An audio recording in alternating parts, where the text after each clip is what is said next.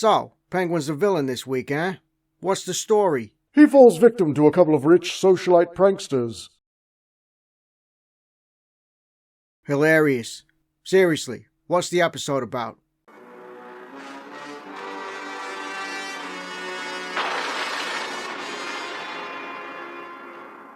Welcome back to another episode of Batman the Animated Recap. Last time, we covered Almost Got Him, featuring Joker, Two-Face, Penguin, and Poison Ivy recounting the times they almost killed Batman. This time, we have a reformed Penguin trying to get back into high society. Season 1, Episode 47 of Batman the Animated Series, Birds of a Feather. We open on the Penguin in the middle of robbing a wealthy Gothamite. He lets us know that just because he's a thief doesn't mean he isn't civilized.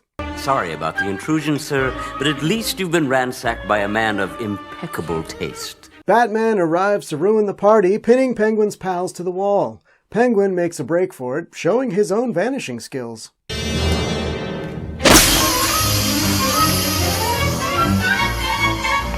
What the hell? That's your exact technique? Did Oswald go to the same ninja school as you? I don't know. They had a lot of students. Oh, I think you'd remember a ninja with flipper hands. I bet those things are great for a judo chap. Penguin is captured and sent to jail, which brings us to the present, where Penguin is being released. He claims to have learned his lesson and says he's going straight. He expects a limo to pick him up from the prison, but instead he gets... Well, this is hardly the style to which I am accustomed. Glad you like it.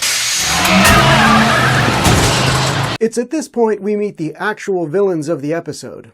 A weird statement for an episode starring the Penguin, but here we are. At a mansion, we meet Veronica and Pierce. Veronica feels like she's on the outs with her fellow rich Gothamites because she's only received 24 party invitations this month. Only 24? What will she do with the other 4 to 7 days left in the month?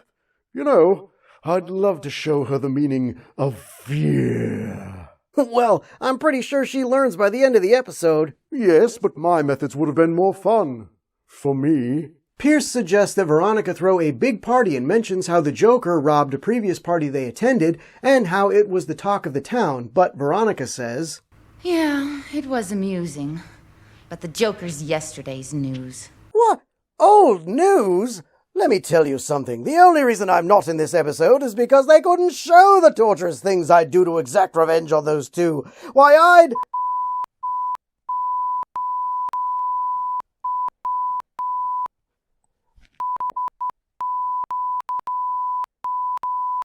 and break the handle off so she'd have to get a doctor to pull it back out again. Well, that was... Watch it. innovative. Anyway... Pierce shows Veronica the newspaper showing Oswald's release from prison, and it gives her an idea. Ooh, I love it. Back at Penguin's place, he enters expecting a big gathering of his fellow rogues, but finds the place empty. He believes they're trying to surprise him, and while he gets a surprise, it's not the one he wanted. Say, who's there? Two-Face? Croc? Joker, old shoe? None of the above, Penguin. That twit really thought we'd be throwing him a bash. He's not even part of the Arkham Club. He clearly went to Blackgate like some common street thug. I didn't know Gotham's criminals had a class structure. Oh yeah, those at Arkham consider themselves the criminal elite.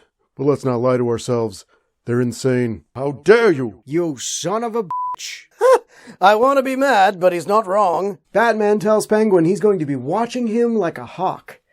Well, he doesn't actually say that, but he does make a bird reference. I just came to tell you to keep your beak clean. After Batman leaves, Oswald gets a call from Veronica inviting him to dinner the following night. This brightens his spirits, and it also seems to bring Veronica and Pierce some joy as well. Jeez, are the citizens of Gotham so desensitized to violence that they don't even realize the perils of humiliating a man who carries a fully automatic umbrella? Penguin's got it coming. His problem is he thinks he's one of them, which makes him way worse than them or us. The next night at dinner, we truly see how different Oswald is from those that he aspires to be. Bad jokes, bad etiquette, but he does get free meals. The management offers the meals with his compliments, if you will just leave. On the walk home, Oswald and Veronica are accosted by some muggers, allowing Oswald to put his ninja skills on display again.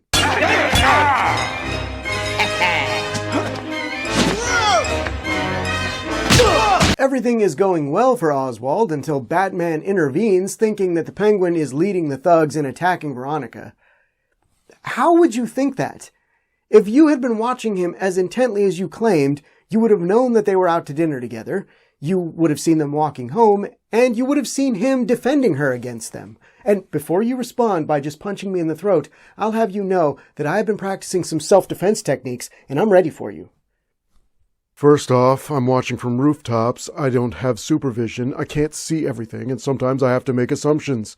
And second, I'm not going to attack you. I'm just going to distract you so Robin can. Wait, what? See? I can be just as classy as old Oswald was in this episode. Point taken. Let's move on. Good call. Veronica stands up for Oswald, leaving Batman bewildered. Is anyone else aware of all the alliteration amongst us? Yeah, you yourself just did it. Ah, and I also did. I blame the buffoonish Birdman. That's right, you vulgar vigilante. Look, let's not linger on it. But anyway, the next day at a museum, Veronica and Pierce are discussing the mugging, and it seems like Veronica is getting a bit sweet on the Penguin. You know, it was quite touching, actually. It's not often that a man rushes to my rescue. Bruce shows up to do some sleuthing and asks Veronica about her being seen with the Penguin. I've just snagged the Penguin for my party. Why? For the entertainment, Dodo. That night, we see Oswald at the opera with Veronica, proving yet again that he is not the high socialite he believes himself to be.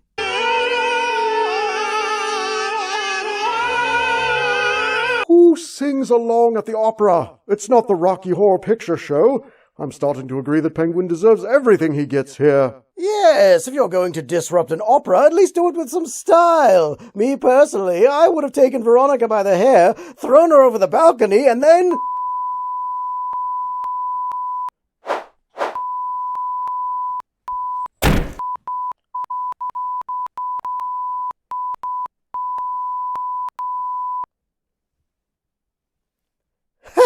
Old news. I feel like she's pushed a button with you. I have no idea what you're talking about. Okay. We see that Pierce is watching the scene with delight, while Bruce is watching everything. The next night at Veronica's party, Oswald is making his way around, endearing himself to all the guests. You leave me at a loss for words. I certainly left you at a loss for funds. Lovely dress. Prison chic? Yeesh! And people say my jokes are bad. Pierce is loving it, but again, Veronica is having doubts. Penguin steps outside for a moment to check on a pin he plans to give to Veronica. Bruce follows him out, suspecting that Oswald stole something. However... Actually, I was thinking of adding this to her collection. I'm sorry. Maybe the rumors of your reform are not exaggerated. Wait, so you knew they were using Penguin as a big joke that would likely send him spiraling and you just waited for it to happen? I beg your pardon? Watching and waiting. Solid plan. Exactly. On his way back inside, Penguin overhears a conversation between Pierce and Veronica. You said it yourself. That fat bird would never get invited to a party like this. Considering his fragile emotional state, he takes it quite well. He took her. He should have played it off, then killed them both later, making it look like an accident so he'd still seem like he's on the up and up. Yeah, right. If we all had that clarity of thought, we'd have taken down the bat years ago. That's true. The following night at Commissioner Gordon's office, Pierce is badgering the commissioner, making snide comments, until Gordon has had enough. Listen here, you simpering little twit. You were foolish enough to invite the Penguin. Ha! I know I've kidnapped him, tortured him, and crippled his daughter, but I have to say, Gordon is growing on me. A ransom note is delivered. Penguin wants $1 million and Pierce to do the drop. It's obviously a trap, but the police go along with it, resulting in...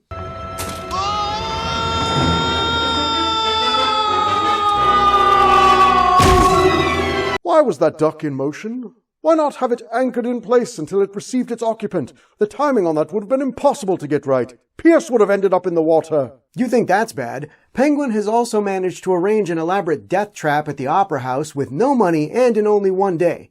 I mean, how did he build the tunnel from the sewer to the theater and construct a steel lift with ankle locks in such a short span? Maybe it was originally planned for me and he'd been having it worked on ever since I put him away. His plan to dispatch Veronica and Pierce is a replica of how I took him down at the start of the episode. Oh, please, Betsy. Everything isn't about you. It literally is. It's called Batman the Animated Series. It's entirely about me. Oh, Bats, I hate when we fight. Let's kiss and make up. Penguin plans to drop Veronica, who is tied to a chandelier, on top of Pierce below to get his revenge. His plans are cut short, however, when he finds a bat-shaped tracking device in the money. Huh? Real subtle, dip. Why not just write Batman is coming on the top of the money while you're at it? I mean, it would be cheaper than getting those trackers to look like little bats. Batman arrives, causing Penguin to go to a backup plan, which was putting on a Viking helmet and riding a fire-breathing dragon prop around on ropes while setting the whole scene ablaze. You know, it's really a stupid backup plan when you say it out loud.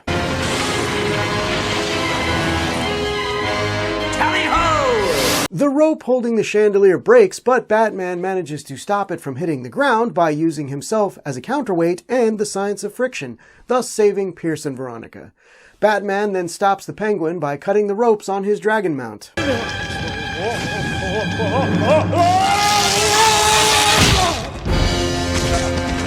You might say Betsy brought the curtain down on the whole production. He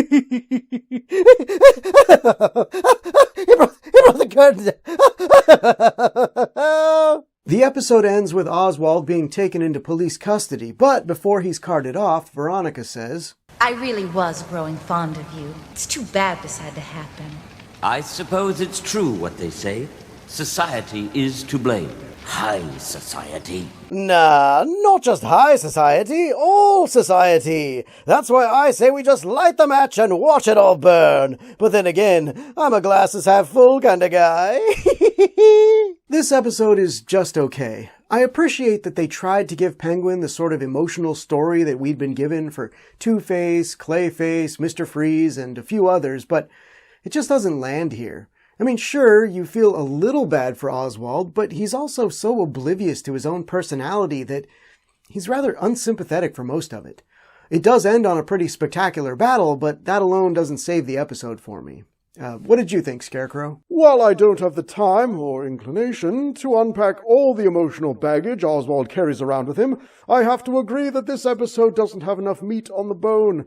Perhaps if it were a two-parter, we could have spent more time with Penguin to side with him, though I can't imagine who would want to.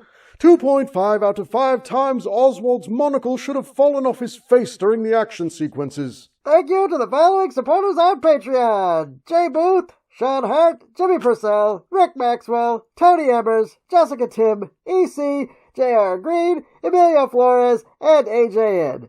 If you'd like early access to videos and behind-the-scenes content, you can become a patron at patreon.com/jackofallnerds. I'll give free spine-tingling back massages to anyone who signs up.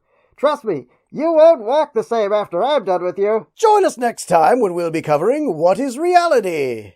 Oh good, we get to see what people in the 90s thought high-tech virtual reality looked like. I'm overjoyed, can't you tell?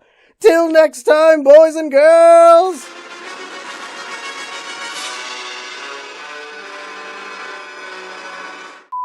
Man, this episode just proves these villains will never truly reform. That's not fair. Oswald really did want to turn over a new leaf and was driven back to crime. But he chose to react the way he did.